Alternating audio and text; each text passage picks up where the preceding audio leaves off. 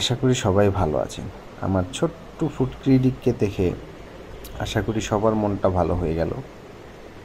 আজকে আপনাদের সঙ্গে শেয়ার করব একটা ইউনিক ভেজিটেবল, যেটাকে বলা হয় বেবি ক্যাবেজ বা ইংলিশে বলা হয় ব্রাসেল স্প্রাউটস। এটা যখন হয় তখন দেখতে ঠিক এরকমটা হয়। একসাথে অনেক ছোট ছোট ক্যাবেজ একসাথে ঝুলে থাকে একে অপরের সঙ্গে, দেখতেও সুন্দর লাগে। এটাকে প্রথমে আমরা ওয়াশ করে নেব, ভালো মতন ওয়াশ করে নেব, কারণ এটা কিছুটা ক্যাবেজের মতোই হয়, সম্পূর্ণ বাঁধাকপির মতোই হয়, কিন্তু সাইজে কিছুটা ছোট। তো এটাকে ওয়াশ করে নিয়ে দেন আমরা এটাকে বয়েল করব, কারণ আপনি এটাকে ভাজির মতো রান্না করলে ওই রকম হবে না, এটা আসলে এইভাবেই রান্না করা হয়। তো এটাকে আগে আপনাকে বয়েল করে নিতে হবে, দেন আপনি যেভাবে চান সেভাবে রান্না করতে পারবেন। বয়েল করতে বেশি সময় লাগে না, আপনার 5-6 মিনিট হলেই হবে, আপনি সুন্দর করে বয়েল করে নিতে পারবেন। এরপরে পাশাপাশি আমি অনিয়নগুলো কেটে নিচ্ছি।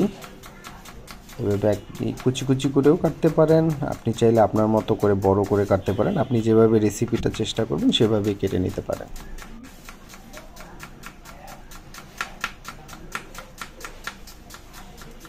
আসলে আমাদের এই ক্যাবেজগুলো বর্তমানে আমাদের বাংলাদেশে হয় না, কিন্তু আপনি আমাদের বাংলাদেশে যে বড় বড় সুপার শপগুলো আছে সবগুলোতেই এই ক্যাবেজগুলো পেয়ে যাবেন।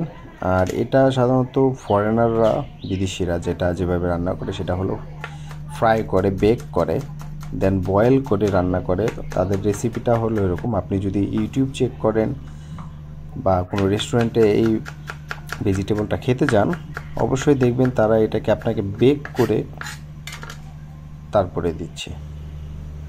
তো আমরা এটাকে বয়েল করে নিয়েছি, অলমোস্ট বয়েল হয়ে গেছে। তো এটাকে আমরা উঠিয়ে ওয়াশ করে নেব, আরেকবার এটাকে ওয়াশ করে নেব। আপনি এটাকে প্রথমে পানিটা ঝরা দিয়ে দেন এটাকে কলের পানিতে, নর্মাল পানিতে আপনি ওয়াশ করে নিতে পারেন। আর আপনি যদি চান আপনি আইস ওয়াটারও ইউজ করতে পারেন, যেভাবে আপনার খুশি।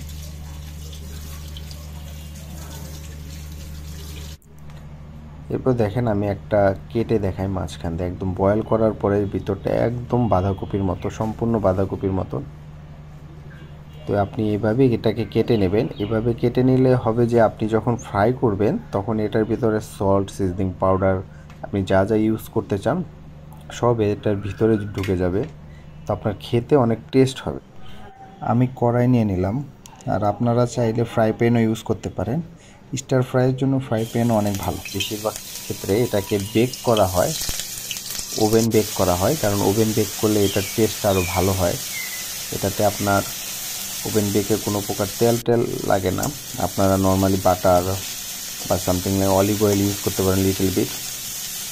অনেক জায়গায় আপনাকে এটা ফরেনাররা সাধারণত সুইটসের সঙ্গে সুইট মিক্স করে খায়, যেমন হানি, চিজ, লিটল বিট সুগার, দেন তারা খায়। আর এভাবে বেক করে খেলে, এভাবে আপনি যদি ভাজা ভাজা করে খান তাহলে এটার টেস্টটা আরও বেশি ভালো লাগে। যার কারণে আমি এভাবে এটাকে কেটে এটাকে একটু ভাজা ভাজা করে নিয়েছি। তা আমরা যেহেতু বাঙালি, তাই আমরা এটাকে আমাদের মতো করে রান্না করার চেষ্টা করেছি। আপনাদের সামনে আমি দেখাচ্ছি যে আসলে আমরা বাঙালিরা কীভাবে জিনিসটা চিন্তা করি, ঠিক সেভাবে আপনাদের সামনে তুলে ধরার জন্য চেষ্টা করছি। তা আমি কিছু রসুনও কেটে নিয়েছিলাম, যার কারণে রসুনটা হলো কি যে ভালো একটা স্ট্রং ফ্লেভার দেয়।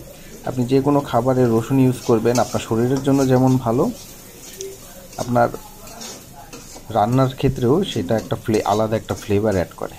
তা আপনি যে কোনো বাইরের সবজি খান সেটার সাথে যদি রসুন ইউজ করে থাকেন তাহলে সেটার টেস্ট আরও দ্বিগুণ করে দেয়। আমরা রসুনটাকে একটু ভেজে ভেজে নেব, দেন এরকম ভাজা হয়ে গেলে দেন আমরা আমাদের ব্রাসেল স্প্রাউট বা বেবি ক্যাবেজ যেটাই বলেন সেটা দিয়ে একটু মিক্স করে নেব ভালো মতন। তা আমি বাহিরের দেশের মতো মানুষের মতো তো চিজ বা অন্য কিছু ইউজ করিনি, আমি জাস্ট এটার সাথে একটা ইউনিক একটা ফ্লেভার অ্যাড করার জন্য এটার সাথে ডিম মিক্স করেছি, সল্ট, দেন এগ। ডিমটা মিক্স করার কারণ হলো আমরা সাধারণত বাঙালিরা ডিমটা অনেক বেশি পছন্দ করে থাকি। আর আমার বাসায় আমার ছোট্ট ফুড ক্রিটিক থাকে, যে আমি রান্না করি বা আমার মা রান্না করে, যেই রান্না করুক না কেন তার খেতেই হবে। তা আমি এটার সাথে কিছু সিজনিং মশলাও অ্যাড করে দিয়েছিলাম। আপনারা চাইলে আপনাদের হোমমেড যে কোনো ফ্লেভার আপনারা অ্যাড করে খেতে পারেন। এটা আপনার টেস্টের উপরে ডিপেন্ড করে আপনি কিভাবে খেতে চান। তো অলমোস্ট আমার ফ্রাইড ক্যাবেজ হয়ে গেছে, আপনি এটা অয়েল ফ্রাইড বলতে পারেন। দেন আপনাদের সামনে আমি আরেকটা রেসিপি শেয়ার করতেছি, যেটা হলো নুডলস, ব্রাসেলিস স্প্রাউটস নুডলস। এখন আমরা তো আর পাস্তা ইউজ করতেছি না, কারণ হলো আমরা পাস্তা খেয়ে অতটা অভ্যস্ত না, পাস্তা বা স্প্যাগেটি যেটাই বলেন, আমরা ওইটা খেয়ে অতটা অভ্যস্ত না বাঙালি। আমরা সাধারণত নুডলসটাই বেশি প্রেফার করি। তো আমি নুডলসটা খাওয়ার জন্য সেম প্রসেস, গার্লিকটা একটু বেশি ভালো লাগে, যার জন্য গার্লিক দেন অনিয়ন একটু মিক্স করে নেব, ভালো মতো একটু মিক্স করে নেব। ঘরে আমার কাঁচামরিচ ছিল না, যার কারণে এখানে কোনো কাঁচামরিচ দিইনি। তাছাড়া ঘরে একটা বাচ্চা আছে, ও মাঝে মধ্যে খায়, যার কারণে আমরা ঝালটা অনেকটা কম খাই। তো আপনি আপনার মতো ঝাল ইউজ করতে পারেন, আপনি যতটুকু মরিচ খান আপনি ততটুকু মরিচ ইউজ করতে পারেন। তো আমার কাছে কাঁচামরিচ ছিল না বিধায় আমি একটা ছোট্ট লাল মরিচ জাস্ট হালকা একটু ফ্লেভারের জন্য দিয়ে দিয়েছিলাম। তা আপনারা আপনাদের ঝাল অনুসারে যেভাবে দিতে চান সেভাবে দিয়ে নিতে পারেন। যেভাবে ভালো মতো একটু মিক্স করে নেবেন। দেন আমি কিছু ব্রাসেলিস স্প্রাউট সিদ্ধ করার পরে এইভাবে কেটে নিয়েছিলাম, সবগুলো একসাথে ফ্রাই করিনি। তো এগুলো এভাবে কেটে নিয়েছিলাম, জাস্ট এটা ভালো মতো এটার সাথে মিক্স করে নেব।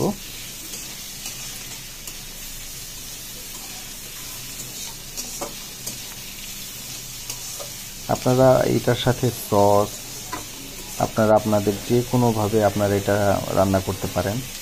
আমি একটু সল্ট দিয়ে নিচ্ছি, কারণ আমরা সল্ট দিয়ে একবার সিদ্ধ করেছি, তারপর একটু সল্ট দিচ্ছি যাতে এটার ভিতরে যে মানে ফ্লেভারটা ভিতরে ঢুকে, আপনি যখন খাবেন যাতে এটার ভিতরে কোনো নর্মাল আপনি যেমন কোনো স্বাদ না পান, এরকম যাতে না হয়। আপনি একটু সল্ট অ্যাড করলে এটা একটু ফ্লেভারটাও আরও ভালো আসবে। তারপর আমরা ডিম দিয়ে দিলাম, কারণ আমরা সাধারণত বাঙালিরা ডিমটা এত বেশি খাই।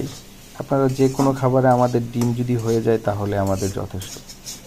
তার নুডলস রান্না করলে আমাদের ডিম ছাড়া তো চলবেই না, তাই ডিমটাও অ্যাড করে দিলাম। ডিমটার জন্য আলাদা একটা ফ্লেভার অ্যাড হয়ে গেল ব্রাসেলিস স্প্রাউটসের সঙ্গে। আপনি চাইলে এভাবেও খেতে পারেন, এটাকে নর্মালি এভাবে পরিবেশন করতে পারেন, শুধু এভাবে নুডলসের সাথে না দিয়ে ঠিক এভাবে।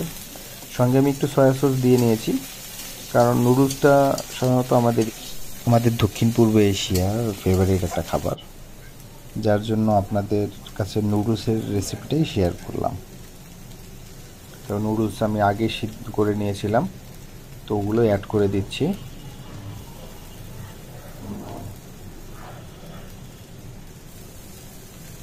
আপনারা চাইলে স্প্যাগেটির সাথেও করতে পারেন, স্প্যাগেটির সাথেও এটা অনেক ভালো যাবে, কিন্তু আপনার এটার সাথে আরও অনেক কিছু স্পাইসেস, সস আর অনেক কিছু অ্যাড করতে হবে, যার কারণে আমি নুডলসটাকে বেছে নিয়েছি। কারণ দেখা যায় এটা হলো সবচেয়ে সিম্পল রেসিপি। আপনার টেস্টটাও বোঝার জন্য আপনি ব্রাসেলিস স্প্রাউটটা কীভাবে খেতে চাচ্ছেন, এটা স্বাদটা কীভাবে বুঝতে চাচ্ছেন, আপনি যদি এটার সাথে কম মশলা ইউজ করেন তাহলে আপনি এটার সুন্দর একটা স্বাদ বুঝতে পারবেন যে আসলে ব্রাসেলিস স্প্রাউটটা খেতে কেমন হয়। দেন আমাদের একটু ম্যাগি মশলা নুডলসের যে মশলাটা দেওয়া থাকে সেটাও অ্যাড করে দিলাম।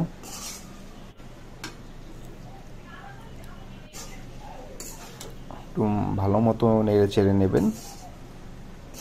ব্রাসেলিস স্প্রাউটটা সিদ্ধ করে দেওয়াতে এটা বেশিক্ষণ লাগে না রান্না হতে, এটা জাস্ট একটু সময় আপনার যতক্ষণ পর্যন্ত এটা পুরোটা মিক্স হইতে যতক্ষণ সময় নেয় ততটুকু সময়ই লাগে। তো একটু সল্ট দিয়ে দেবেন, হালকা করে একটু সল্ট দিয়ে নেবেন। আমরা নুডলস সিদ্ধ করার সময় একটু সল্ট দিয়ে নিয়েছিলাম, যার কারণে সল্ট একটু কম দিয়েছি। দেন একটু ভালো মতো মিক্স করে নেবেন। দেন হয়ে গেল আপনার ব্রাসেলিস স্প্রাউট নুডলস।